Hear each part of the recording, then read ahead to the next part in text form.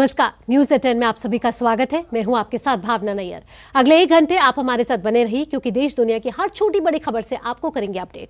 बात होगी लोकसभा चुनावों की 7वें और अंतिम चरण के लिए सभी राजनीतिक पार्टियों का चुनाव प्रचार अब चरम पर है। प्रधानमंत्री आज पश्चिम बंगाल के बाद ओडिशा में भरेंगे चुनावी हुंकार। वहीं विपक्षी पार्टी भी अपने प्रचार को धार देने में जुटे हुए हैं। साथ ही प्रचंड गर्मी से उबल रहा है उत्तर भारत। वहीं पूर्वोत्तर में स्थिति कुछ और है। यहाँ बारिश और भूस्खलन की मार से जनजीवन अब अस्त व्यस्त है। इसके साथ बताएंगे आपको भारतीय पर्वतारोही सत्यदीप गुप्ता ने क्या इतिहास रचा है। शुरुआत करते हैं न्यूज 10 की हेडलाइंस के साथ। लोकसभा चुनाव प्रचार के 7वें और अंतिम चरण के लिए प्रधानमंत्री का धुआंधार प्रचार जारी। पश्चिम बंगाल के मथुरापुर में जनसभा के बाद ओडिशा में करेंगे जनसभाएं। 24 की चुनौती में बीजेपी के स्टार प्रचारक अमित शाह यूपी में तो जेपी नड्डा झारखंड और पश्चिम बंगाल में संभालेंगे कमान। नितिन गडकरी हिमाचल में भरेंगे हुंकार।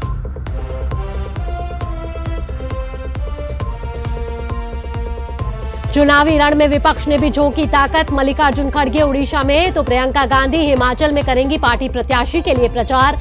वहीं अखिलेश यादव उत्तर प्रदेश के रॉबर्ट्सगंज में करेंगे जनसभा। चक्रवात रेमल के कारण हुई भारी वर्षा से पूर्वोत्तर भारत के इलाकों में जनजीवन अस्त व्यस्त। मिजोरम में भूस्खलन से मरने वालों की संख्या बढ़कर हुई 28। वहीं बारिश के कहर से असम में 3 और मेघालय में 1 की मौत।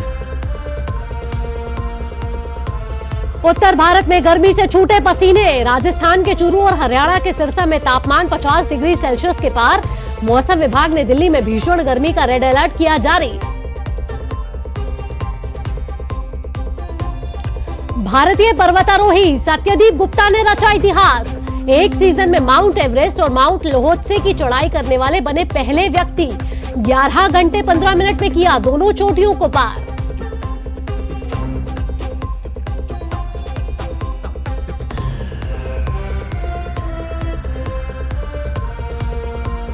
हेडलाइंस के बाद अब खबरें विस्तार से और शुरुआत करते हैं बुलेटिन की 24 की चुनौती के साथ।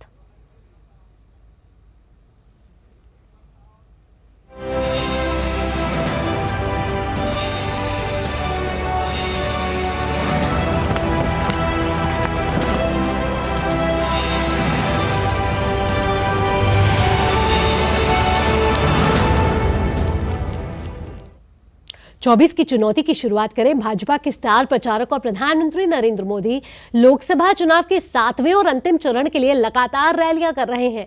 प्रधानमंत्री आज पश्चिम बंगाल और ओडिशा में जनसभाओं को संबोधित करेंगे। प्रधानमंत्री आज सुबह पश्चिम बंगाल के मथुरापुर में जनसभा को संबोधित करेंगे। प्रधानमंत्री यहां भाजपा प्रत्याशी अशोक पुरकैत के लिए चुनाव प्रचार करेंगे। तो प्रधानमंत्री नरेंद्र मोदी का आज भी धुआंधार प्रचार जारी।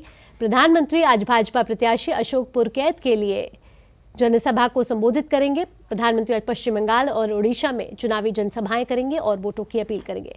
इससे पहले प्रधानमंत्री नरेंद्र मोदी ने पश्चिम बंगाल के बारासात में रोड शो किया। प्रधानमंत्री के रोड शो को देखने के लिए सड़कों पर लोगों का जनसैलाब उमड़ पड़ा।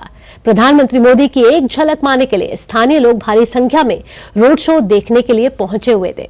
प्रधानमंत्री ने भी लोगों का अभिवादन स्वीकार किया। तो प्रधानमंत्री नरेंद्र मोदी ने कल पश्चिम बंगाल के बारासात में रोड शो किया, जहां प्रधानमंत्री को देखने के लिए एक बड़ा जन सैलाब उमड़ा। प्रधानमंत्री ने सभी का अभिवादन स्वीकार किया। लोगों ने प्रधानमंत्री मोदी पर पुष्प वर्षा करी और सभी प्रधानमंत्री नरेंद्र मोदी को हाथ जोड़कर अभी उनका अभिवादन कर रहे थे। प्रधानमंत्री ने भी हाथ हिलाकर सभी का अभिवादन स्वीकार किया। आपको बता दें कि प्रधानमंत्री नरेंद्र मोदी आज भी पश्चिम बंगाल में जनसभाएं करने वाले हैं। उसके बाद प्रधानमंत्री उड़ीसा जाएंगे, जहां वो मयूरगंज में जनसभा को संबोधित करने वाले हैं।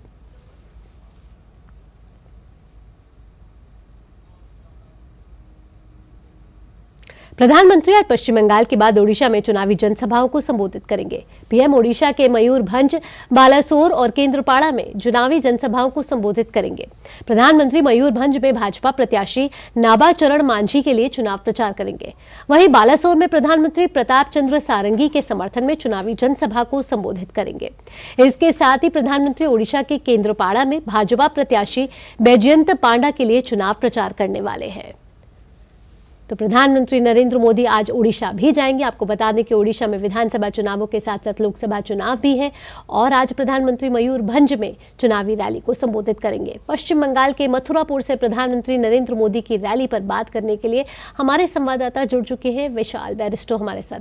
विशाल, अंतिम चरण आ चुका है। प्रधानमंत्री नरेंद्र मोदी 7वें और अंतिम चरण के लिए प्रधानमंत्री नरेंद्र मोदी ने पूरी ताकत झोंक दी है। साथ ही आपसे पूछना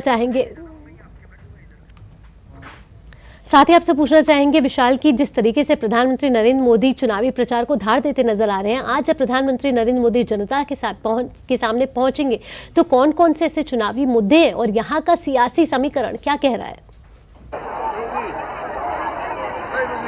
देखिए भावना, मैं आपको बता दूं कि मैं इस वक्त हूँ काकद्वीप में। काकद्वीप मथुरापुर कॉन्स्टिट्यूंसी के तहत आता है और ये एक स्टॉप गैप अरेंजमेंट किया गया क्योंकि साइक्लोन आ गया था और रैली का जो वेन्यू था उसको रातों रात शिफ्ट किया गया। फिर भी आप देख सकते हैं मेरे पीछे कितनी जबरदस्त भीड़ है यहाँ पर। मैं कैमरामैन से कहूंगा कि एक बार आपको दिखाए कि कितना लोग यहाँ पर मौजूद है।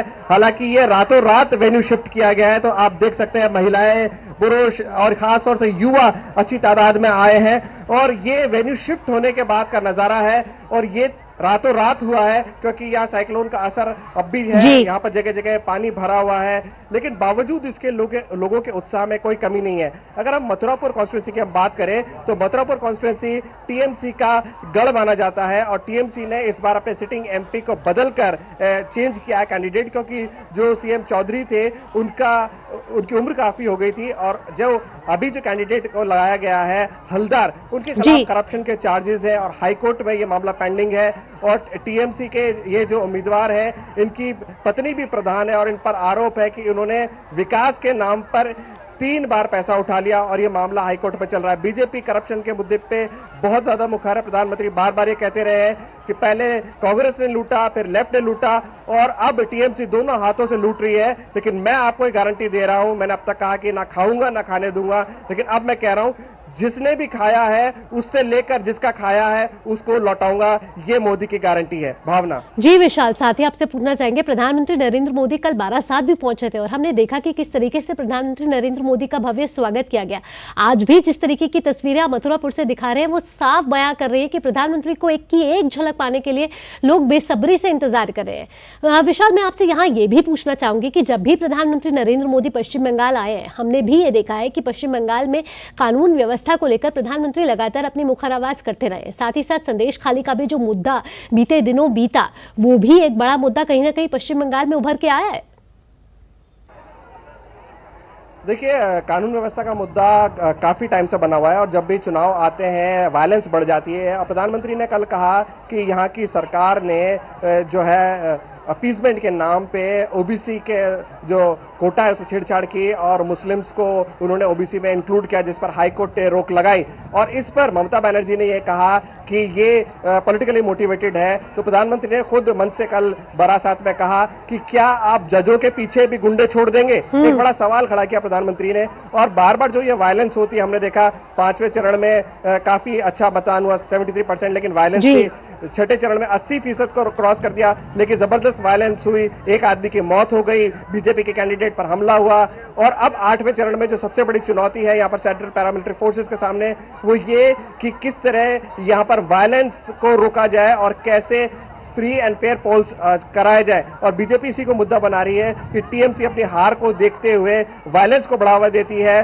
और प्रधानमंत्री के जो डिफरेंट इवेंट्स थे, यहाँ तक उनका रोड शो था, उसको भी डिसरप्ट करने की कोशिश की गई। यह आरोप है बीजेपी का। और दूरदर्शन जो प्राइम मिनिस्टर के इवेंट्स कवर करता है, उसने भी ये देखा कि जगह जगह हमको रोका गया कैमरा लगाने के लिए, राइजर बनाने के लिए। जो प्राइम मिनिस्टर का रोड शो होता है उसमें यह मैंडेटरी होता है। तो भावना काफी चैलेंजिंग सिचुएशन यहाँ पर है। बावजूद इसके जो एंटी इनकम्बेंसी बन रही है ममता सरकार के खिलाफ, उसको बीजेपी बुलाना चाहती है। पिछली बार बीजेपी ने 18 सीटें यहां से हासिल की थी और इस बार उस टैली को नई ऊंचाइयों तक ले जाना चाहते हैं। इसलिए प्राइम मिनिस्टर का फोकस बीजेपी का बहुत ज्यादा है बंगाल के ऊपर। भावना, क्योंकि विशाल अब हम अंतिम चरण में पहुंच चुके हैं और प्रधानमंत्री नरेंद्र मोदी कोई कोर कसर नहीं छोड़ना चाहते। आपने जिस तरीके से बताया कि उस टैली को आगे बढ़ाना चाहते हैं, तो आज जब प्रधानमंत्री नरेंद्र मोदी पहुंचेंगे मथुरापुर कॉन्स्टिट्यूएंसी, तब कौन सा जीत का मंत्र प्रधानमंत्री नरेंद्र मोदी आज दे सकते हैं? बंगाल की तो जो बीजेपी का जो पोल प्लैंक है, जिन इश्यूज पे बीजेपी लड़ रही है, सबसे बड़ा है करप्शन और दूसरा है डेवलपमेंट। तो करप्शन और डेवलपमेंट को लेकर प्रधानमंत्री जो है वो बीजेपी की तरफ से काफी मुखर हैं और बार बार हमला कर रहे हैं टीएमसी के ऊपर करप्शन और डेवलपमेंट को लेकर कि बंगाल में विकास बिल्कुल नहीं हुआ है और एक लंबा वक्त रहा है। बंगाल के पास सब कुछ है, बावजूद इसके यहाँ पर इंडस्ट्रियलाइजेशन नहीं है, फैक्ट्रीज में ताला लग गया है और लोगों के पास रोजगार नहीं है। बंगाल जो पूरी भारत को रोजगार देता था आजादी के वक्त तक, अब यहाँ के लोग दूसरे स्टेट्स में पलायन कर रहे हैं। तो डेवलपमेंट और करप्शन को लेकर प्रधानमंत्री जरूर इस मुद्दे को उठाएंगे। और यहाँ पर जो बीजेपी के बात कीजिए, जो टीएमसी के कैंडिडेट है जिनके खिलाफ हाईकोर्ट में करप्शन का मामला पेंडिंग है, जिसको टीएमसी ने अभी इस बार अपने सिटिंग एमपी को चेंज करके उतारा क्योंकि उनकी उम्र ज्यादा हो गई थी, उसको भी प्रधानमंत्री यहाँ पर उठा सकते हैं। भावना जी विशाल, साथ ही साथ हमने कल एक साक्षात्कार भी प्रधानमंत्री नरेंद्र मोदी का सुना, जहां पश्चिम बंगाल के मुद्दे पर उन्होंने सीएए के ऊपर बात करी, उन्होंने इंडी गठबंधन के ऊपर बात करी। तो ममता बनर्जी का इस समय रुख क्या नजर आ रहा है? देखिए, सबसे बड़ा इशू ममता बनर्जी के सामने सर्वाइवल का है क्योंकि टीएमसी पश्चिम बंगाल में ही अगर पार्लियामेंट्री इलेक्शन टीएमसी हारती है तो एक बड़ा खतरा उनके सामने ये हो जाता है कि उसका कार्डर शिफ्ट हो सकता है क्योंकि टीएमसी के पास अभी जो कार्डर है वो वही कार्डर है जो लेफ्ट के साथ था और यूथ जो है वो हमेशा उस पार्टी के साथ जाता है जो पावर में होती है। यहाँ के अगर हम यूथ की बात करें और जिसके पास कोई विजन है, 10 साल टीएमसी ने मां माटी मानुष 10 साल से ज्यादा ये विजन दिया, ये नारा दिया और उसने यूथ को काफी अट्रैक्ट किया। लेकिन धीरे धीरे एंटी इनकम्बेंसी क्रीप इन कर रही है, करप्शन के मुद्दे हैं, लैक ऑफ डेवलपमेंट है। इसको देखते हुए टीएमसी को यह पता है कि अगर वो ये पार्लियामेंट का चुनाव हारते हैं तो असेंबली के ऊपर भी उन पर दबाव होगा और हो सकता है असेंबली इलेक्शन भी वो हार जाए। इसलिए वो पूरी ताकत झोंक दे रहे हैं इसमें और किसी भी तरह बीजेपी का ये जो पूरा मार्च है उसको रोकने की कोशिश कर रहे हैं। और बीजेपी प्रधानमंत्री के नेतृत्व में बड़ी तेजी से स्टीम रोल कर रही है क्योंकि उन्होंने जैसे कहते हैं कार्पेट बॉम्बिंग की है, अपने स्टार कैंपेनर्स को उतारा है। प्रधानमंत्री का जो रोड शो कल रहा वो इस बात का द्योतक है, एग्जाम्पल है, रिफ्लेक्शन है कि बंगाल में बंगाल का यूथ, बंगाल की जनता क्या चाहता है। और संदेश खाली का मुद्दा बीजेपी बार बार उठाती रही है। महिला अस्मिता, अब मां माटी मानुष की बात करते हैं, ममता बनर्जी ने तो कोलकाता में ब्रिज का नाम ही मां के नाम पे रखा है। ऐसे में अगर मां सुरक्षित नहीं है तो कैसे इस स्टेट की महिला सुरक्षित रह सकती हैं। और बीजेपी ने जो एक मॉलेस्टेशन की विक्टिम है उन्हीं को क्रेका पात्रों को ही चुनाव मैदान में उतार दिया है। तो बीजेपी महिलाओं के नाम पर, करप्शन के नाम पर और विकास के नाम पर सवाल खड़े कर रही है ममता सरकार के खिलाफ। जी विशाल, इन तमाम जानकारियों के लिए आपका बहुत बहुत धन्यवाद। आइए आगे बढ़े। प्रधानमंत्री नरेंद्र मोदी ने निजी समाचार चैनल न्यूज नेशन को दिए इंटरव्यू में आत्मनिर्भर भारत का मजाक उड़ाने के लिए विपक्ष पर इशारों में तंज कसा। प्रधानमंत्री ने कहा कि जब अमेरिका दुनिया का सबसे बड़ा देश होने के नाते भी बीई अमेरिकन बाय अमेरिकन कहने में गर्व करता है तो हमें आत्मनिर्भर भारत कहने में क्या हर्ज है। आप आत्मनिर्भर भारत की मजाक उड़ाएंगे, क्या लॉजिक है जी? क्या कोई अमेरिका वाले इतनी ऊंचाई पर होने के बाद भी बड़े गर्व से कहते हो कि भाई बी अमेरिकन बाय अमेरिकन?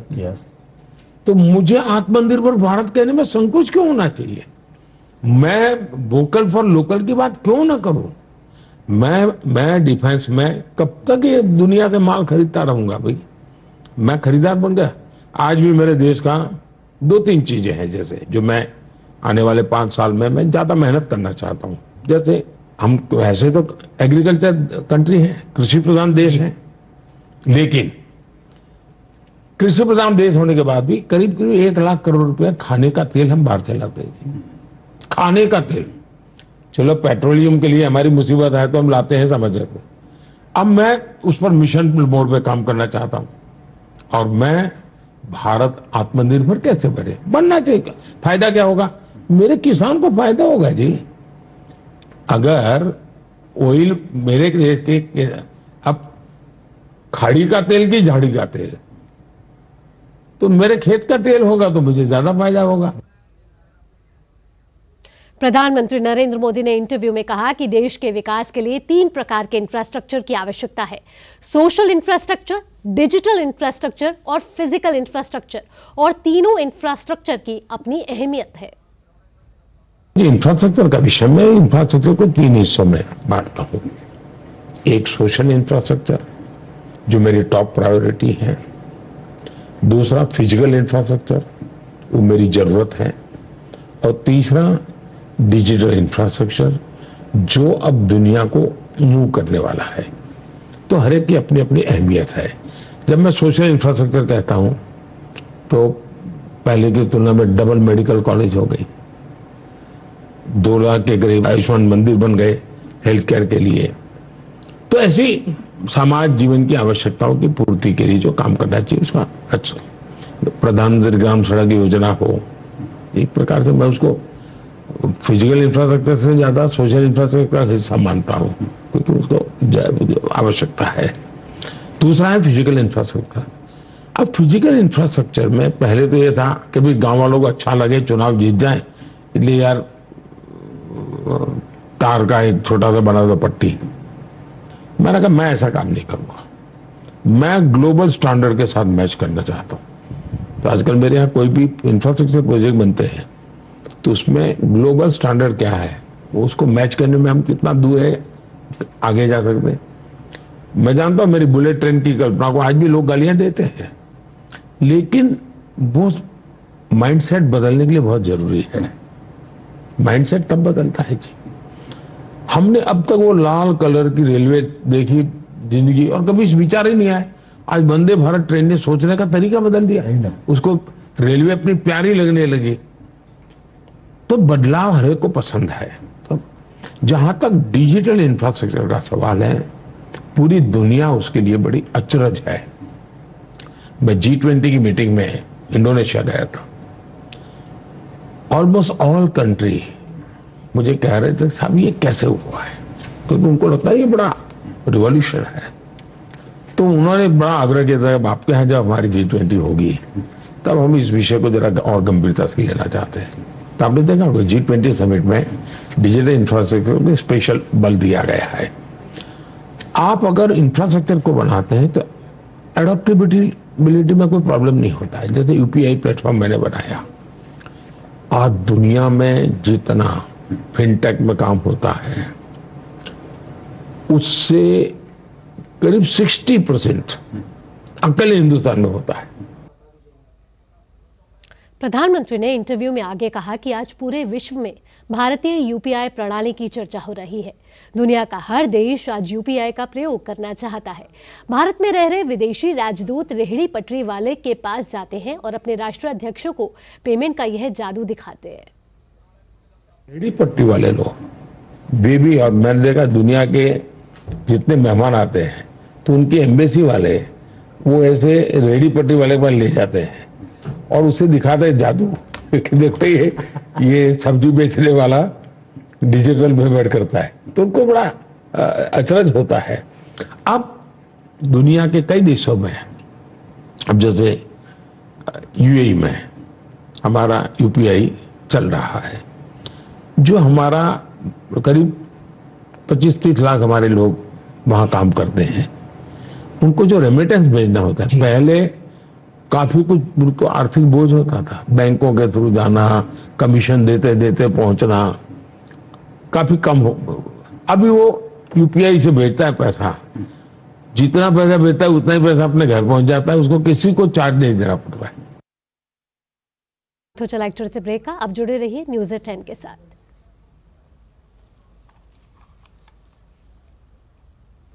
सत्तर साल से अधिक आयु के सभी वरिष्ठ नागरिकों को 5 लाख रुपए का मुफ्त इलाज। ये है मोदी की गारंटी। डॉक्टर ऑर्थो ऑयल के रेगुलर मसाज से जॉइंट हेल्थी रहते हैं, और अगर प्रॉब्लम बहुत पुरानी है तो डॉक्टर ऑर्थो कैप्सूल्स साथ लेना ना भूलें। अब दर्द भी घुटने टेकेगा। Curiosity can take you to some out of the world places. Took me to the moon today. Curious about this place? Scan this QR code before I take it off with my Seat tires.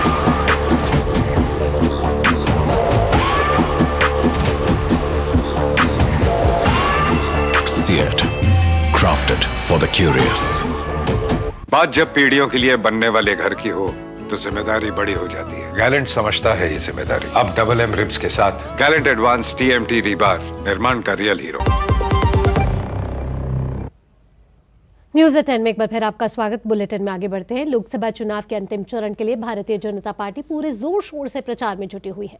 Bhajpa के वरिष्ठ नेता और गृह मंत्री अमित शाह उत्तर प्रदेश में ताबड़तोड़ 5 रैलियां आज करेंगे। अमित शाह महाराजगंज, देवरिया, बलिया, रॉबर्ट्सगंज और गाजीपुर लोकसभा क्षेत्र में रैलियों को संबोधित करेंगे। केंद्रीय गृह मंत्री भाजपा प्रत्याशी को जीत दिलाने की जनता से अपील भी करेंगे। वहीं भाजपा के राष्ट्रीय अध्यक्ष जेपी नड्डा चुनाव प्रचार के लिए झारखंड का रुख करेंगे और देवघर जिले के साठा में जनसभा करेंगे।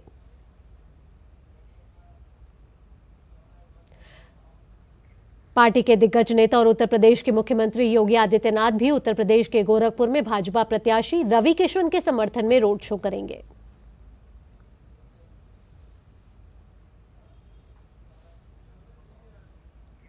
इसके साथ ही पार्टी के वरिष्ठ नेता और केंद्रीय मंत्री नितिन गडकरी हिमाचल प्रदेश की हमीरपुर संसदीय क्षेत्र के ऊना और मंडी के कुल्लू में चुनाव प्रचार के तहत जनसभाएं करेंगे। हिमाचल प्रदेश के हमीरपुर संसदीय क्षेत्र से केंद्रीय मंत्री अनुराग ठाकुर भाजपा की ओर से प्रत्याशी हैं। वहीं मंडी लोकसभा सीट से अभिनेत्री से राजनेता बनी कंगना रणौत भाजपा की टिकट पर चुनाव लड़ रही हैं।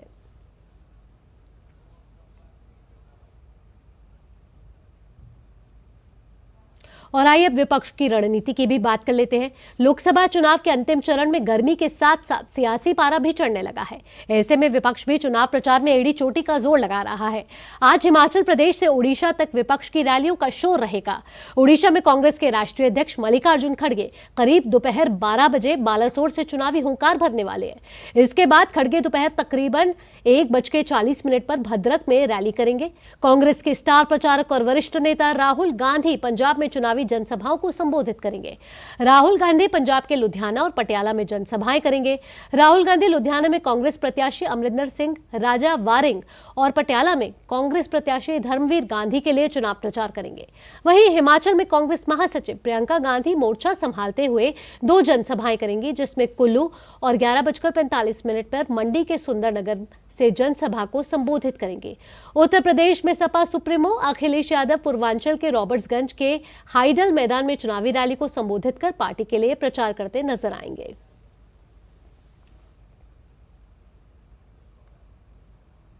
बुलेटिन में आगे बढ़ते हैं। भारत निर्वाचन आयोग ने वरिष्ठ आईपीएस अधिकारी डीएस कुटई को निलंबित कर दिया है। 1997 बैच के आईपीएस अधिकारी डीएस कुटई ओडिशा के मुख्यमंत्री नवीन पटनायक के विशेष सचिव के रूप में कार्यरत थे। डीएस कुटई पर ओडिशा में एक साथ हो रहे लोकसभा और विधानसभा चुनाव संचालन में हस्तक्षेप करने का आरोप है। और आइए अब बिहार की एक हॉट सीट के बारे में बात कर लेते हैं। नाम है बक्सर। गंगा और कर्मनाशा नदी के तट पर बसा है आधुनिक भारत का ऐतिहासिक शहर बक्सर। शहर का अपना गौरवशाली अतीत और समृद्ध विरासत है। यह स्थान भगवान राम, ऋषि विश्वामित्र, देवी अहिल्या उद्धार की शुभ कथाओं से जुड़ा हुआ है। बक्सर और चौसा की लड़ाई ने इस धरती को अमर बलिदानी बनाता है। बात लोकसभा चुनाव 2024 की है तो यहाँ का मुकाबला बहुकोणीय है। क्या है बक्सर का सियासी मिजाज, देखते हैं धीरज कुमार की इस खास रिपोर्ट में। बक्सर तपोभूमि है। राम रेखा घाट स्थित महर्षि विश्वामित्र का आश्रम गवाह है कि यहीं आकर प्रभु श्री राम ने धनुर्विद्या ग्रहण की थी। मतलब बक्सर प्रभु श्री राम की शिक्षा स्थली है, जहां आज भी उनके पदचिन्ह यानी चरण रज संरक्षित हैं। यहीं से तारिका वध और अहिल्या उद्धार की कथाएं प्रभु श्री राम से जुड़ती हैं। यही वो धरती है जहां से प्रभु श्री राम असुरों का संहार कर धर्म की रक्षा और स्थापना के लिए आगे बढ़े। आधुनिक इतिहास बताता है कि बक्सर और चौसा की लड़ाई इसी धरती से लड़ी गई, जो बक्सर को वीरों की धरती प्रमाणित करती है। बात लोकसभा चुनाव 2024 की हो तो बक्सर भाजपा का किला माना जाता है। 2014 और 19 में यहाँ से अश्विनी कुमार चौबे भाजपा प्रत्याशी के रूप में जीते और केंद्रीय मंत्री भी बने। इस बार अश्विनी चौबे की जगह मिथिलेश तिवारी उम्मीदवार बने हैं, जो बक्सर को ऐतिहासिक प्रमाण से जोड़कर बक्सर में अयोध्या जैसा मंदिर और रमणीक स्थल बनाने की बात करते हैं। मिथिलेश कहते हैं कि वो रामकाज करने बक्सर आए हैं। 70% वोट के साथ मोदी जी मैदान में डटे हुए हैं और 30% वोट में 13 कैंडिडेट घूम रहे हैं और उसमें से नीचे से फर्स्ट कौन आएगा इसका हो रहा है। तो मेरा ये मानना है कि अयोध्या से निश्चित रूप से उत्तम स्थान बक्सर है और मैं बार बार कह रहा हूं, अयोध्या सज गई, अब बक्सर की बारी है। महागठबंधन ने यहां से बिहार सरकार में मंत्री रहे सुधाकर सिंह को मैदान में उतारा है। सुधाकर सिंह आरजेडी प्रदेश अध्यक्ष जगदानंद सिंह के बेटे हैं, जिन्हें 2019 में अश्विनी चौबे से हार का सामना करना पड़ा था। सुधाकर सिंह यहां किसानों के मुद्दों को प्रमुखता से उठाते हैं और उन्हें बक्सर की जनता की समस्याओं से जोड़ रहे हैं। लोग, किसान गांव का जग चुका है, गरीब आदमी जग चुका है कि किस तरह से मुक्ति मिले देश के प्रधानमंत्री से। यहाँ पे हमारे कृषि क्षेत्र में बदलाव के लिए भारी निवेश की आवश्यकता है, सड़कों में निवेश की आवश्यकता है। बक्सर का मुकाबला बहुकोणीय है। एनडीए और महागठबंधन प्रत्याशियों को विरोधियों से कम और अपनों से अधिक मुकाबला है। आरजेडी समर्थक माने जाने वाले दद्दन पहलवान निर्दलीय प्रत्याशी के रूप में खड़े होकर आरजेडी वोटों में सेंधमारी करने में जुटे हैं, तो पूर्व आईपीएस अधिकारी और चर्चित आनंद मिश्रा निर्दलीय मैदान में आकर भाजपा का चुनावी समीकरण बिगाड़ने में लगे हैं। आनंद मिश्रा खुद को सनातनी बताते हैं और जनता के बीच चुनावी जीत का दंभ भी भर रहे हैं। बुनियादी चीजें, बेहतर लॉ एंड ऑर्डर, एक बेहतर स्वास्थ्य व्यवस्था, शिक्षा व्यवस्था, यहाँ पे रोजगार की कमियां, तो ऐसे बहुतेर ऐसे टॉपिक्स हैं जो कि इस तरह छूट गए हैं कि अगर आप नॉर्मली शहर से आते हैं या किसी दूसरी जगह से आते हैं तो आपको सडनली लगेगा कि मैं इतने पिछड़ी जगह पे कैसे आ गया। ऐसे गांव जहां गली और नाली के बीच में आपको डिफरेंस ही समझ में नहीं आएगा। 2009 के लोकसभा चुनाव को छोड़ दें तो बक्सर में 1996 से कमल खिलता रहा है। इस बार का मुकाबला रोचक है। निर्दलीय प्रत्याशी किस पार्टी का समीकरण बिगाड़ते हैं, ये देखने लायक है। बसपा ने अपना प्रत्याशी उतारकर मुकाबले को और भी रोचक बना दिया है। अगर यहाँ हम चुनाव की बात करें तो यहाँ मुख्य मुकाबला बीजेपी और राजद के बीच में है, लेकिन ऐसा कहा जा रहा है कि निर्दलीय उम्मीदवार किसी भी उम्मीदवार का खेल बिगाड़ सकते हैं। कैमरामैन संदीप कुमार के साथ धीरज कुमार, डीडी न्यूज, बक्सर। बिहार की राजनीति से अब आपको ले चलते हैं उत्तर प्रदेश की राजनीति की तरफ। लोकसभा चुनाव के 7वें और अंतिम चरण में उत्तर प्रदेश के पूर्वांचल की मिर्जापुर लोकसभा सीट पर मतदान होना है। इस सीट पर एनडीए के सहयोगी अपना दल एस के अध्यक्ष और केंद्रीय मंत्री अनुप्रिया पटेल तीसरी बार जीत की हैट्रिक लगाने के लिए चुनावी मैदान में है, तो वहीं बीजेपी के बदोही से सांसद रमेश बिंद को सपा ने मिर्जापुर के चुनावी मैदान में उतारा है। मिर्जापुर से सपा उम्मीदवार रमेश बिंद से बातचीत की हमारे संवाददाता शैलेंद्र मिश्र ने। हम इस वक्त मौजूद हैं मिर्जापुर लोकसभा में। यहां पर उम्मीदवार हैं हमारे साथ समाजवादी पार्टी और कांग्रेस गठबंधन के रमेश बिंद, जो बदोही से निवर्तमान सांसद हैं। इस बार समाजवादी पार्टी के टिकट पर मिर्जापुर से चुनाव लड़ रहे हैं। आप मिर्जापुर से चुनाव लड़ रहे हैं, इस बार क्या मुद्दे उठा रहे हैं? वहां मैं जनता का बीच में जा रहा हूं, वहां की समस्या को देख रहा हूं और निश्चित रूप से हमारी सरकार बनने जा रही है। मैं चौमुखी विकास करने का काम करूंगा। प्राथमिकता कुछ बताइए। प्राथमिकता 3 बार मैं एमएलए रहा यहाँ पे।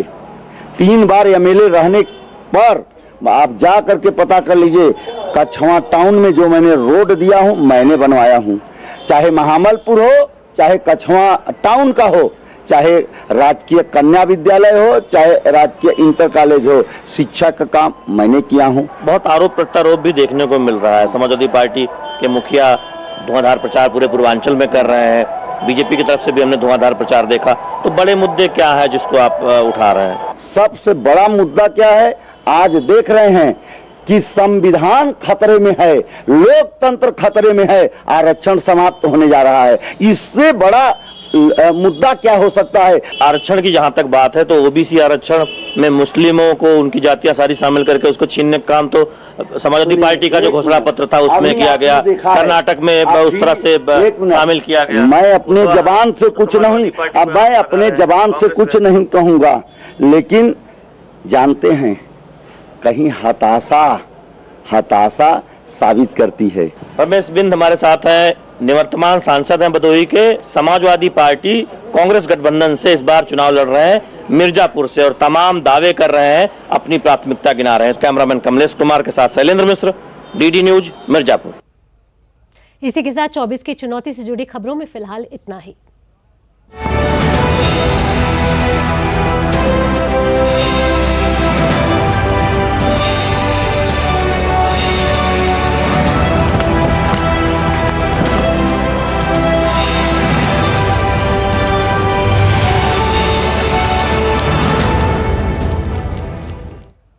यहाँ रुक रहे एक छोटे से ब्रेक के लिए, खबरें और भी हैं, आप जुड़े रहिए न्यूज़ एट 10 के साथ। 3 करोड़ बहनों को लखपति दीदी बनाएंगे, ये है मोदी की guarantee.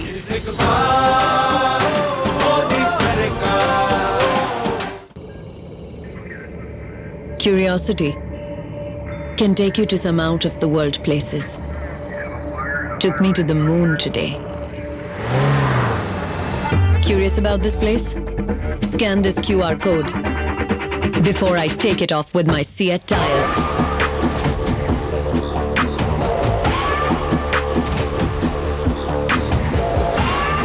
Seat, crafted for the curious. जल्दी करो यार, प्लीज जल्दी। दूसरा कोई मैच है क्या? ऐसा ही कुछ है यार, बैंक जाना है दादाजी को लेके। हाँ यार, उम्र होने पर कभी कभी मदद तो लगती है, पर बैंकिंग में नहीं। वैसे भी आरबीआई कहता है सीनियर सिटीजन सबसे पहले। अगर आप 70 साल से ऊपर हैं और आप बैंक नहीं जा सकते तो बैंक आएगा आपके पास जरूरी सेवाएं लेकर, वो भी वाजिब दरों पर। सीनियर सबसे पहले। आरबीआई कहता है जानकार बनिए, सतर्क रहिए।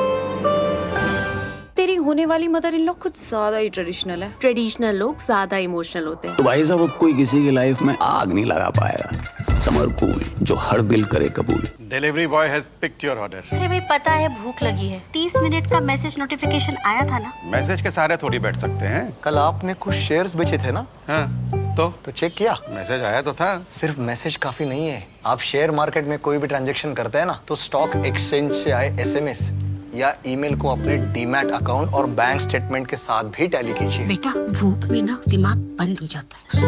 सोच कर, समझ कर, इन्वेस्ट कर। सोचा आपको याद दिला दूं कि मोदी के पहले की सरकारों ने अदालतों में घसीट के ले गए हमारे आराध्य को। वोट देने से पहले सोचना जरूर।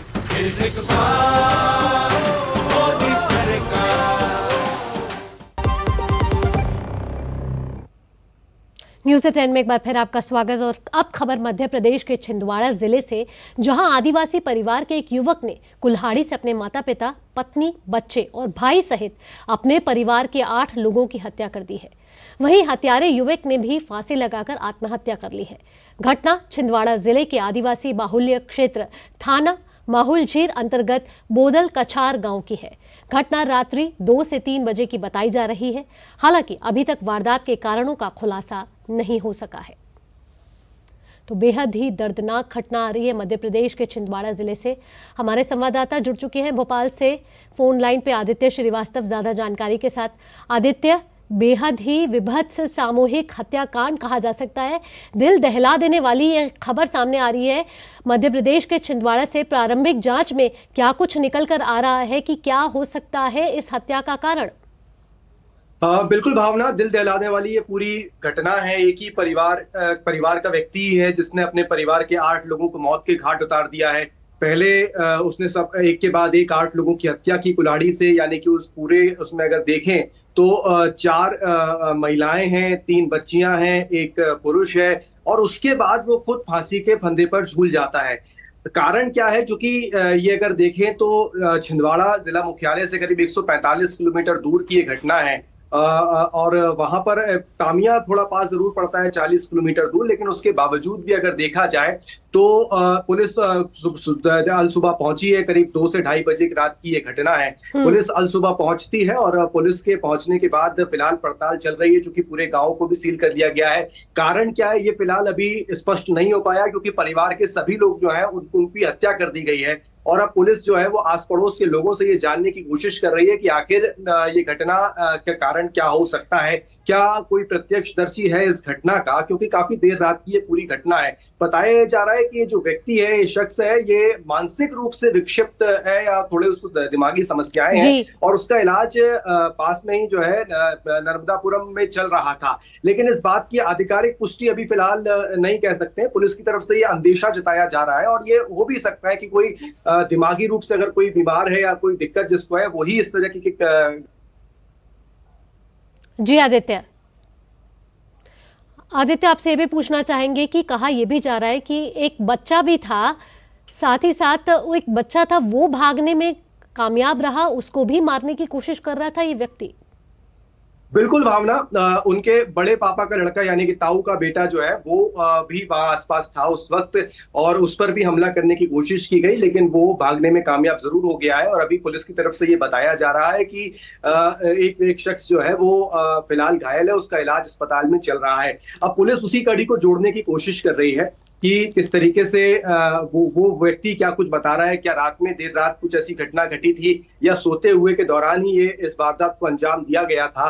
परिवार से अब ये पूछताछ होगी। और ये एक बात और निकल कर आ रही है, हालांकि इस बात की अभी आधिकारिक पुष्टि नहीं हुई है, कि इस व्यक्ति की 6 दिन पहले ही शादी हुई और उसमें उन 8 लोगों में उसकी पत्नी भी शामिल थी। तो इस बात की अभी आधिकारिक पुष्टि होना बाकी है पुलिस की तरफ से, लेकिन ये जो सूत्र बता रहे हैं उनकी तरफ से ये जानकारी निकलकर सामने आ रही है। बेहद संगीन ये पूरा मामला है। मुख्यमंत्री ने भी इस पर संज्ञान लिया है और पुलिस को तुरंत कहा है कि वो जल्द से जल्द जो है वो उचित एक्शन ले, और पुलिस वहां पहुंच भी गई है। फिलहाल पूरे गांव की अगर बात की जाए तो उसको सील कर दिया गया है और पुलिस पूरे साक्ष्य जो है उसको खंगाल रही है। जी आदित्य, आप इस खबर पर नजर बनाए रखें। फिलहाल के लिए इन जानकारियों को साझा करने के लिए आपका बहुत बहुत धन्यवाद।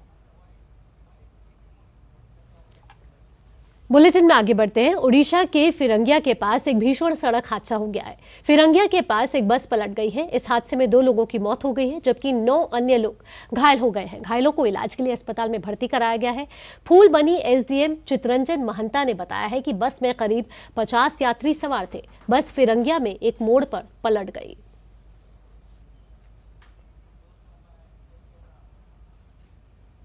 और अब खबर जम्मू कश्मीर से आ रही है। जम्मू कश्मीर के राजौरी वन प्रभाग में विभिन्न स्थानों पर वनाग्नि की घटना सामने आई है। गौरतलब है कि राजौरी के कुछ इलाकों में पिछले कुछ दिनों से जंगल में आग लग रही है। तो जम्मू कश्मीर के राजौरी वन प्रभाग की एक घटना, जहां जंगलों में आग लगने की घटना सामने आई है, और आप तस्वीरों के जरिए देख सकते हैं कि किस तरीके से जम्मू कश्मीर के राजौरी वन प्रभाग में विभिन्न स्थानों पर जंगलों में आग लगी हुई है।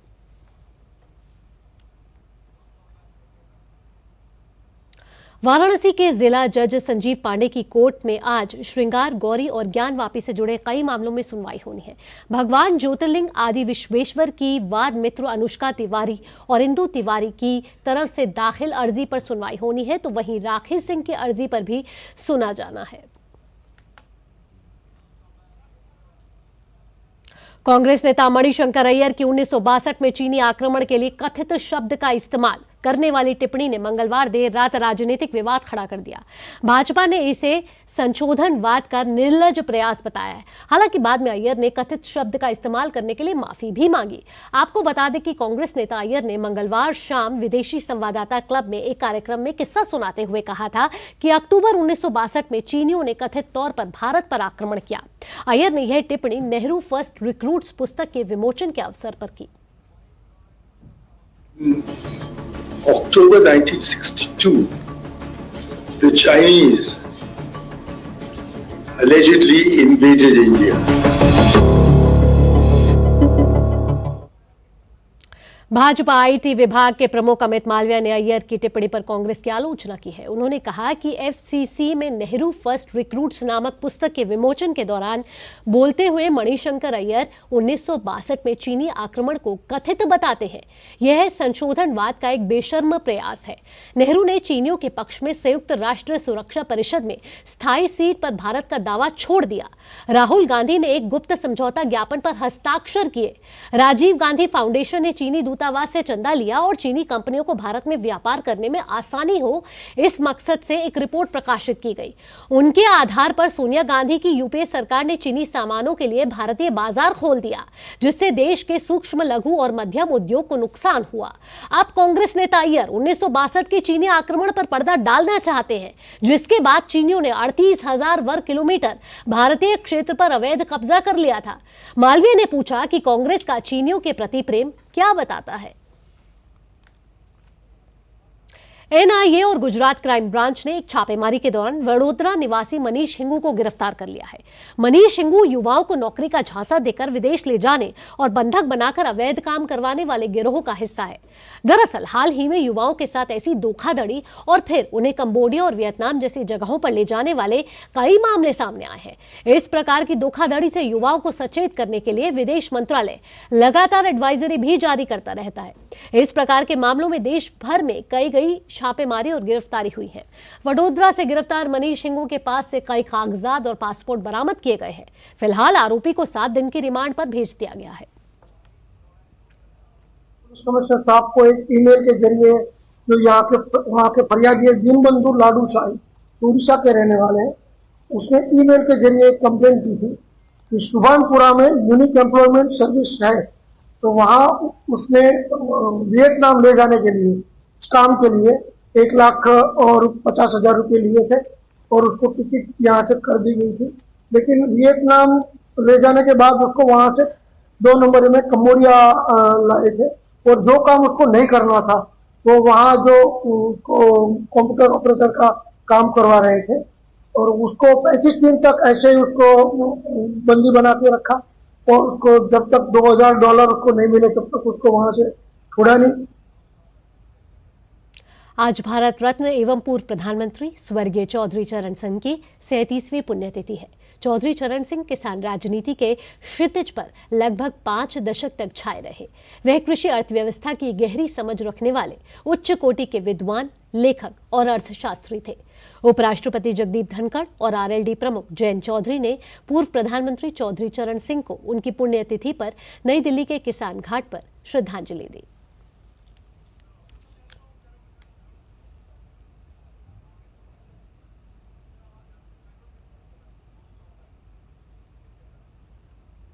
अब खबर मौसम से जुड़ी हुई। चक्रवात रेमल के कारण हुई भारी वर्षा से पूर्वोत्तर भारत में जनजीवन अस्त व्यस्त हो गया है। पूर्वोत्तर के कई इलाके इससे प्रभावित हुए हैं। मिजोरम में 28, असम में 3 और मेघालय में 1 व्यक्ति की मौत हो गई है। तेज हवाओं के साथ हुई बारिश से पेड़, बिजली के खंभे उखड़ गए हैं और कई स्थानों पर भूस्खलन हुआ है, जिससे बिजली और इंटरनेट सेवाएं बाधित हो गई। एहतियात के तौर पर राज्य के 9 जिलों में स्कूल बंद है। मिजोरम की राजधानी आइजोल के बाहरी इलाके में पत्थर की खदान ढहने और लगातार बारिश के कारण हुए भूस्खलन में मृतकों की संख्या बढ़कर 28 हो गई है। मिजोरम के मुख्यमंत्री ने मृतकों के परिजनों को 4-4 लाख रुपए की अनुग्रह राशि देने की घोषणा की है। वहीं मेघालय में पूर्वी जैंतिया पहाड़ी जिले में एक दीवार गिरने से 1 व्यक्ति की मौत हो गई। साथ ही जिले में भूस्खलन से 4 लोग घायल भी हो गए हैं।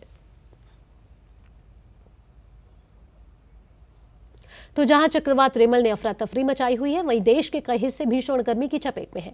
उत्तर पश्चिमी क्षेत्रों में गर्मी के सभी पुराने रिकॉर्ड अब टूटते जा रहे हैं।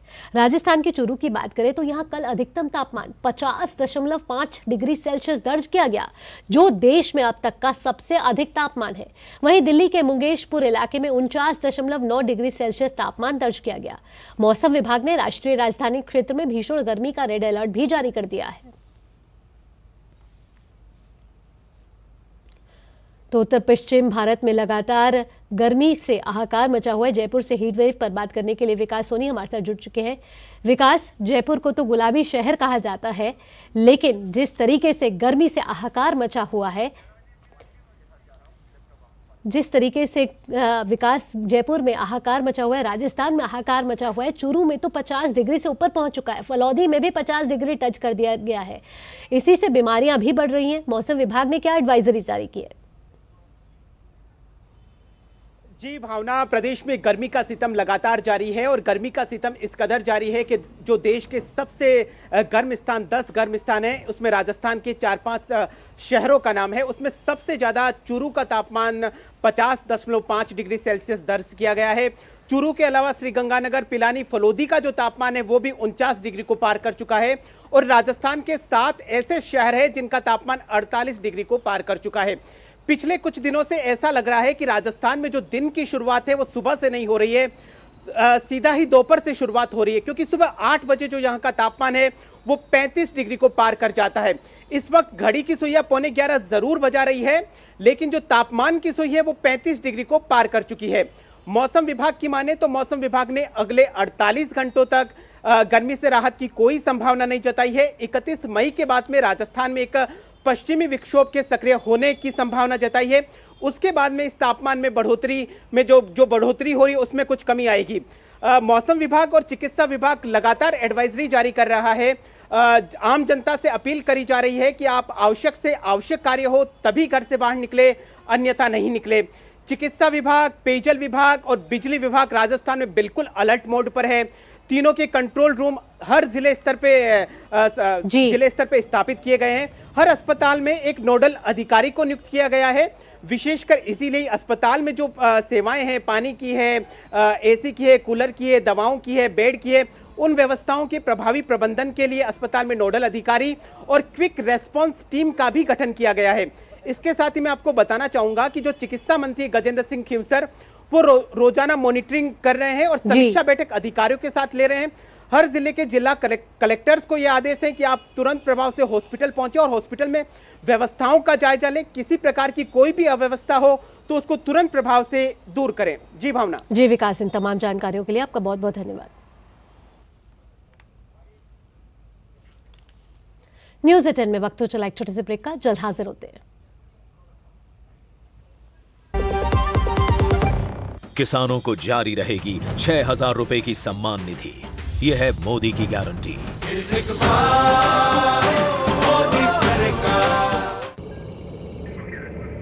Curiosity can take you to some out of the world places. Took me to the moon today. Curious about this place? Scan this QR code before I take it off with my Seat tires.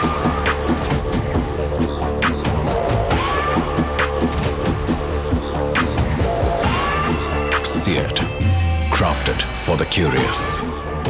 बात जब पीढ़ियों के लिए बनने वाले घर की हो तो जिम्मेदारी बड़ी हो जाती है। गैलेंट समझता है ये जिम्मेदारी। अब डबल एम रिब्स के साथ गैलेंट एडवांस TMT रीबार निर्माण का रियल हीरो। तुम्हें पता है इन्वेस्टर्स के लिए एक इन्वेस्टर प्रोटेक्शन फंड होता है IPF, लेकिन अगर तुम्हारा ट्रेड एक्सचेंज पर एग्जीक्यूट नहीं हुआ या फिर कोई गारंटीड रिटर्न्स वाली स्कीम है तो ये IPF आपकी मदद नहीं कर सकता है। और अगर आपका ब्रोकर ही डिफॉल्टर बन जाए तो फिर IPF आपको कॉम्पेंसेशन दिला सकता है। कहाँ से सीखा? NSE की साइट पर। सोच कर, समझ कर, इन्वेस्ट कर। घुटना, कंधा या कमर, चाहे जैसा हो दर्द, डॉक्टर ऑर्थो आपको देता है दर्द से पूरी आजादी। ये कोई टेम्पररी पेन किलर नहीं, आयुर्वेदिक औषधि है।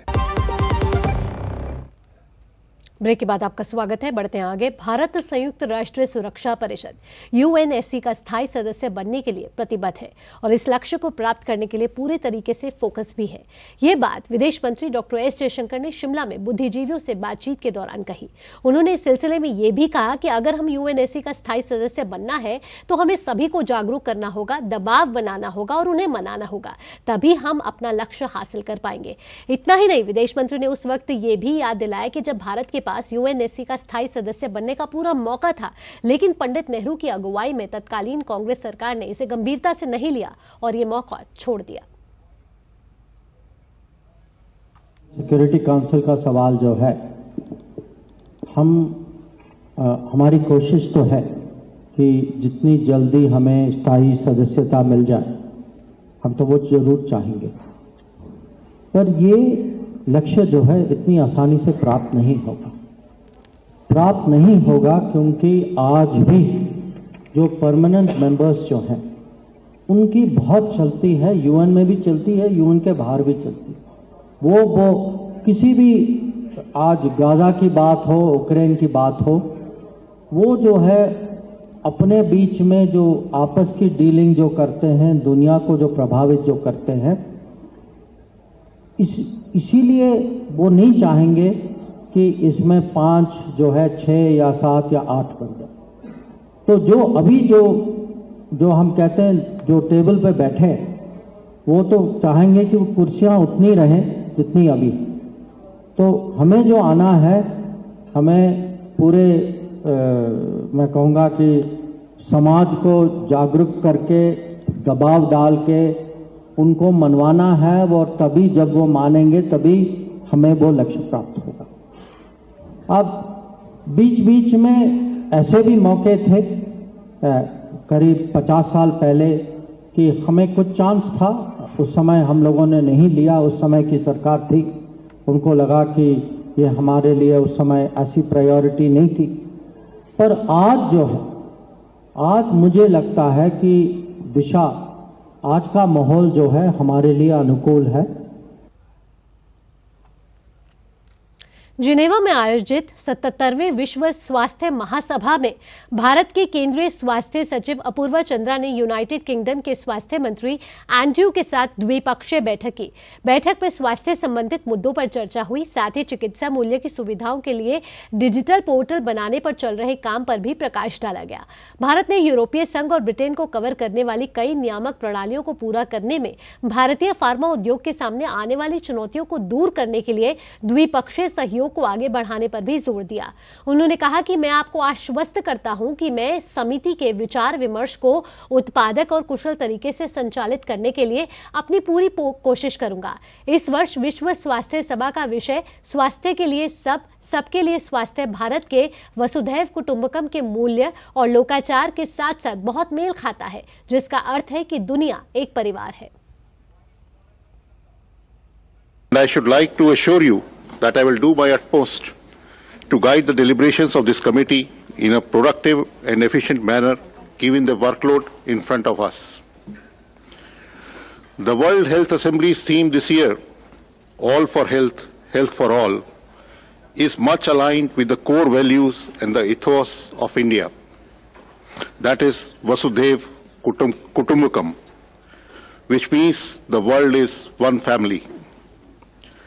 During COVID-19 pandemic, India has not only managed the crisis within the country, but also supplied vaccines and health-related products across the world, embodying the spirit of one world, one family. और इस वक्त की बड़ी खबर आ रही है, दिल्ली के मुख्यमंत्री अरविंद केजरीवाल को सुप्रीम कोर्ट से बड़ा झटका लगा है। जी हां, अंतरिम जमानत 7 दिन बढ़ाने की मांग पर सुप्रीम कोर्ट ने उनकी अर्जी ठुकरा दी है। सुप्रीम कोर्ट की रजिस्ट्री ने केजरीवाल की अर्जी को स्वीकार करने से इनकार कर दिया है। सुप्रीम कोर्ट ने कहा है कि चूंकि केजरीवाल को नियमित जमानत के लिए ट्रायल कोर्ट जाने की स्वतंत्रता दी गई है, ऐसे में केजरीवाल की अर्जी सुनवाई योग्य नहीं है। अब केजरीवाल को 2 जून को करना ही होगा सरेंडर। तो इस वक्त की बड़ी खबर है, सुप्रीम कोर्ट ने केजरीवाल की 7 दिन की जो अर्जी बढ़ाने की मांग केजरीवाल की तरफ से की गई थी, उस अर्जी को ठुकरा दिया है। सुप्रीम कोर्ट ने कहा है कि आपको ट्रायल कोर्ट जाना था और आप वहां नहीं गए, आपकी अर्जी को ठुकरा दिया जाता है और अब अरविंद केजरीवाल को 2 जून को सरेंडर करना होगा। इस पर ज्यादा जानकारी के लिए हमारे संवाददाता विकास सारथी हमारे साथ जुड़ चुके हैं। विकास, आपसे ताजा अपडेट लेना चाहेंगे। अरविंद केजरीवाल की जो जमानत याचिका थी उसको सुप्रीम कोर्ट ने ठुकरा दिया है और अब अरविंद केजरीवाल को 2 जून को सरेंडर करना होगा।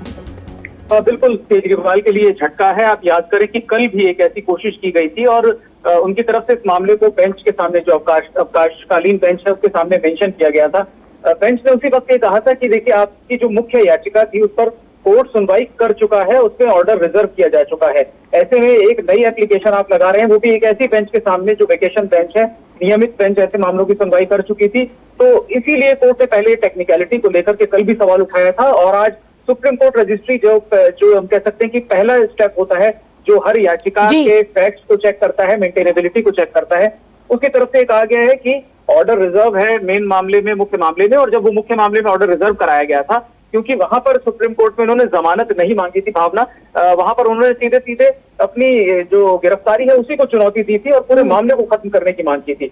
उस वक्त कोर्ट ने कहा था कि आपको लिबर्टी है, अगर आप रेगुलर बेल के लिए जाना चाहते हैं लोअर कोर्ट तो जा सकते हैं। ये जो बेल दी जा रही है चुनाव प्रचार के लिए, ये सिर्फ और सिर्फ एक नियत समय के लिए है और 2 जून को आपको सरेंडर करना होगा। बावजूद इसके अरविंद केजरीवाल की तरफ से नई एप्लीकेशन लगाई गई और मेडिकल ग्राउंड पर एक राहत पाने की कोशिश की गई, जिसको कोर्ट ने कल ठुकराया था। रजिस्ट्री ने यह पाया कि ये नियमों के अनुसार नहीं है, इसीलिए इस पिटीशन को लिस्ट नहीं किया जा सकता। तो बड़ा झटका है इनके लिए। विकास, क्या अरविंद केजरीवाल के पास अब कोई विकल्प बचता है या नहीं, या फिर उनको 2 जून को आत्मसमर्पण करना ही होगा? देखिए, उनको आत्मसमर्पण करना होगा। उनके पास विकल्प ये बचता है, जो पहले भी उनके पास विकल्प था, कि वो पहले निचली अदालत में मेडिकल ग्राउंड को लेकर के एक बेल दायर करते, लेकिन उससे भावना इस बात की पूरी है कि जो उन्होंने अपनी याचिका में बातें कही हैं कि उनको पेट स्कैन कराना है, उनको टेस्ट कराने हैं, लोअर कोर्ट ये कह सकता है, उसकी पूरी संभावना है, लोअर कोर्ट ये कहेगा कि ये सारी सुविधाएं जेल में मौजूद है, जेल में पर्याप्त इंतजाम है और अगर जरूरत पड़ती भी है किसी टेस्ट को कराने की, तो वो पैरोल उनको जो हिरासत में ही पुलिस ले जा करके उनकी जांच करवा सकती है। अगर नियम लोअर कोर्ट को ऐसा जरूरत महसूस होती है तो लोअर कोर्ट से इस ग्राउंड पे बेल मिलना बहुत मुश्किल है। लगता है इसी वजह से वो सुप्रीम कोर्ट में ही इस अंतरिम जमानत याचिका को बढ़वाने की उनको संभावना दिख रही थी कि वो ज्यादा बेहतर विकल्प होगा, लेकिन उनको 2 बार झटका लगा। कल बेंच ने मना किया और आज रजिस्ट्री ने, सुप्रीम कोर्ट रजिस्ट्री ने मना किया है, ये कहते हुए कि मामला एक रेगुलर बेंच सुन चुकी है। उसमें बेंच ने लिबर्टी दी थी कि आप अगर आप जमानत चाहते हैं नियमित तो आप लोअर कोर्ट जा सकते हैं। इसके बाद इसमें सुप्रीम कोर्ट में आकर के इंटरिम बेल मांगना मेडिकल ग्राउंड पे ये नियमों के विपरीत लगा सुप्रीम कोर्ट रजिस्ट्री को और इसीलिए इस याचिका को अस्वीकार कर दिया गया। जी विकास, साथ ही साथ जब 2 जून को केजरीवाल आत्मसमर्पण करेंगे उसके बाद कानूनी कार्यवाही कैसे आगे बढ़ेगी? देखिए, जब वो आत्मसमर्पण करेंगे तो जो उनके मेडिकल वगैरह कराए जा सकते हैं जुडिशियल कस्टडी में जाने से पहले कि उनकी स्थिति कैसी है। और खास तौर से जब वो ये बात कह रहे हैं कि उनको दिक्कतें हैं, उनको एक मेडिकल चेकअप की जरूरत है, तो उनको इसके लिए एप्लीकेशन लोअर कोर्ट में लगानी होगी तमाम मेडिकल रिकॉर्ड के साथ। और तब कोर्ट को अगर ये लगेगा कि इसमें किसी तरह के हस्तक्षेप की जरूरत है, कोर्ट को कोई डायरेक्शंस देनी चाहिए तिहाड़ अथॉरिटीज को, तभी कोर्ट इसमें हस्तक्षेप करेगा। क्योंकि ये जो रिपोर्ट है ना भावना, इसमें सबसे बड़ी बात यह है कि ये उनके प्राइवेट डॉक्टर्स की राय है।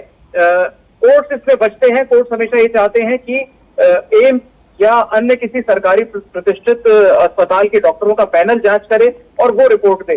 प्राइवेट जो प्रैक्टिशनर्स हैं, प्राइवेट डॉक्टर्स हैं, उनकी रिपोर्ट्स पर कोर्ट रिलाई नहीं करते हैं। तो यहाँ पर जो ज्यादातर रिपोर्ट्स हैं वो उनके निजी चिकित्सकों की है। कोर्ट इसको स्वीकार करेगा या उनको ये कहेगा कि आप जाकर के एम्स के पैनल से जांच कराइए और तब इस पर उचित निर्णय कोर्ट लेगा, इसकी संभावना ज्यादा दिखती है। जी विकास, साथ ही साथ मनी लॉन्ड्रिंग मामले पर जांच चल रही है। बीते 21 मार्च को अरविंद केजरीवाल को गिरफ्तार किया गया था। अब जब 2 जून को अगर उनको आत्मसमर्पण करना होगा, उसके बाद इस केस पर आगे की पूछताछ किस तरीके से आगे बढ़ने वाली है? देखिए, इसमें बिल्कुल जब वो आत्मसमर्पण करेंगे तो वापस तिहाड़ उनको जाना होगा, न्यायिक हिरासत में वो है। भावना, निचली अदालत में कार्रवाई आगे बढ़ रही है। सप्लीमेंट्री चार्जशीट जो अरविंद केजरीवाल के खिलाफ ईडी ने दायर की है, आम आदमी पार्टी और अरविंद केजरीवाल के खिलाफ, उसका संज्ञान लेने के लिए राउज एवेन्यू कोर्ट में सुनवाई पूरी हो चुकी है। 4 जून को इस चार्जशीट के संज्ञान कॉग्निजेंस को लेकर के कोर्ट को एक ऑर्डर पास करना है, तो वो एक महत्वपूर्ण अभी घटना बाकी है। ऐसे में उनकी जमानत की संभावनाएं निचली अदालत से बहुत कम दिखाई पड़ती हैं।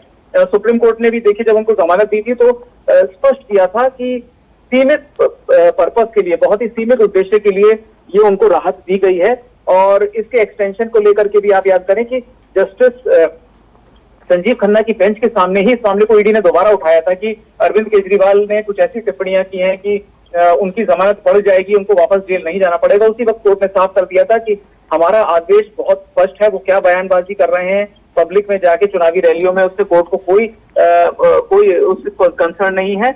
उनको जो आदेश है कि 1 जून तक उनको चुनाव प्रचार की अनुमति है, इसी के लिए उनको ये राहत दी गई है। 2 जून को उन्हें वापस हर हाल में आना होगा।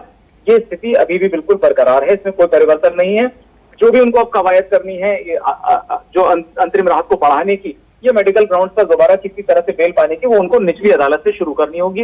एक नई कानूनी लड़ाई उनको लड़नी होगी। तो यानी कि ये कहा जाए विकास की एक नई कवायद फिर से अरविंद केजरीवाल को शुरू करनी होगी? बिल्कुल, उनको एक नई कानूनी लड़ाई नए सिरे से निचली अदालत से शुरू करनी होगी। भावना, आमतौर पर हमने बहुत ऐसा रेयरली देखा है कि अगर आपको एक स्पेसिफिक पर्पस के लिए बेल दी जाती है तो आप उसमें कोई दूसरा कारण लगा करके कोर्ट से राहत पा लें। कोशिश है, बहुत लोग करते हैं, लेकिन कोर्ट इससे पहले के मामलों में भी, पूर्व में भी जो जमानत दी गई है, जिन कारणों से दी गई है, उन्हीं पर ही कायम रहता है कोर्ट, और उसमें किसी तरह का एक्सटेंशन तब तक नहीं दिया जाता जब तक कि उसी कारण से एक्सटेंशन ना मांग रहा हो आरोपी। यहाँ पे बिल्कुल नया कारण वो लेके आए हैं। उनका कहना है कि उनको मेडिकल ग्राउंड्स पर बेल एक्सटेंशन चाहिए, जो बिल्कुल अलग है। पूरी सुनवाई जो हुई थी सुप्रीम कोर्ट में, वो सिर्फ इसी बात को लेकर के हुई थी कि टाइमिंग क्या है, चुनाव प्रचार के समय उनको गिरफ्तार कर लिया गया, आम आदमी पार्टी के कैंपेन को नुकसान पहुंचाने की कोशिश है, ये सारी दलीलें रखी गई थी। इसीलिए कोर्ट ने कहा था कि एक बैलेंस के लिए, एक संतुलन के लिए अरविंद केजरीवाल को 1 जून तक के लिए हम राहत दे सकते हैं, लेकिन ये राहत बहुत ही स्पेसिफिक पर्पस के लिए दी जा रही है। 2 जून को उन्हें वापस तिहाड़ लौटना होगा। ये स्थिति स्पष्ट थी, बावजूद इसके उन्होंने एक चांस लिया, मेडिकल ग्राउंड पर बेल एक्सटेंशन की कोशिश की, जो दोनों बार नाकाम रही, वेकेशन बेंच के सामने भी और सुप्रीम कोर्ट रजिस्ट्री के सामने भी। जी विकास, अगर पीछे जाएं तो अरविंद केजरीवाल जब ये आबकारी नीति घोटाले में शामिल होने का उन पर आरोप लगा था, तब कई बार ईडी की तरफ से उन्हें समन दिए गए थे, जिन समन को उन्होंने नजरअंदाज किया था, जिसके बाद उनकी गिरफ्तारी हुई और गिरफ्तारी के बाद अब 2 जून तक उनको अब आत्मसमर्पण करना पड़ेगा। हालांकि चुनाव प्रचार के लिए उन्हें जमानत जरूर दी गई थी, लेकिन अब उन्हें 2 जून को आत्मसमर्पण करना पड़ेगा। क्या इसे कह सकते हैं कि सुप्रीम कोर्ट की तरफ से उनको अब एक ये बड़ा झटका लगा है और इसके बाद उनके पास जो कानूनी विकल्प थे वो अब कम हो गए? बिल्कुल, बहुत सीमित कानूनी विकल्प हैं उनके पास। उनको वापस राउज एवेन्यू कोर्ट में जाना होगा। ये जो मेडिकल रिपोर्ट्स हैं इनका हवाला देकर के एक नई याचिका लगानी होगी, तब कोर्ट इन रिकॉर्ड्स को देखेगा। जैसा मैम पहले भी कह रहे थे कि ये रिकॉर्ड उनके जो निजी चिकित्सक हैं उनकी तरफ से तो उपलब्ध कराए गए हैं। कोर्ट इन पर कितना भरोसा करेगा, कितना रिलाई करेगा, ये भी अपने आप में एक बड़ा सवाल है। और अगर ये इसमें कुछ फैक्ट कोर्ट को लगते हैं कि वाकई उनके स्वास्थ्य में बहुत तेजी से गिरावट हुई है, उनकी स्थिति चिंताजनक है, तो कोर्ट आमतौर पर एम्स जैसे संस्थान है इनका एक पैनल बनाता है, क्योंकि उनके ऊपर कोर्ट को ज्यादा भरोसा है। प्राइवेट डॉक्टर्स की रिपोर्ट आमतौर पर कोर्ट स्वीकार नहीं करता है, तो यही कवायद उनको नए सिरे से करनी होगी। और कोर्ट को अगर लगा कि वाकई में जो अरविंद केजरीवाल का स्वास्थ्य है उसमें बहुत ज्यादा गिरावट आ रही है, तो एम्स का कोई पैनल बनाया जा सकता है जो अपनी रिपोर्ट देगा। वही अपने रिपोर्ट में ये भी बताएगा कि उनको किन टेस्ट की जरूरत है, क्योंकि उन्होंने जो टेस्ट बताए हैं वो कोई ऐसे टेस्ट नहीं। जी विकास इन तमाम जानकारियों के लिए आपका बहुत बहुत धन्यवाद। तो विकास हमको बता रहे थे कि किस तरीके से दिल्ली के मुख्यमंत्री अरविंद केजरीवाल को सुप्रीम कोर्ट से एक बड़ा झटका लगा है। 7 दिन की जो रिमांड की जो याचिका बढ़ाने की अरविंद केजरीवाल की याचिका थी, उस पर सुप्रीम कोर्ट ने इनकार कर दिया है। फिलहाल इस बुलेटिन में इतना ही। डीडी न्यूज पर खबरों का सिलसिला यूं ही जारी रहेगा। मुझे दीजिए अनुमति। नमस्कार।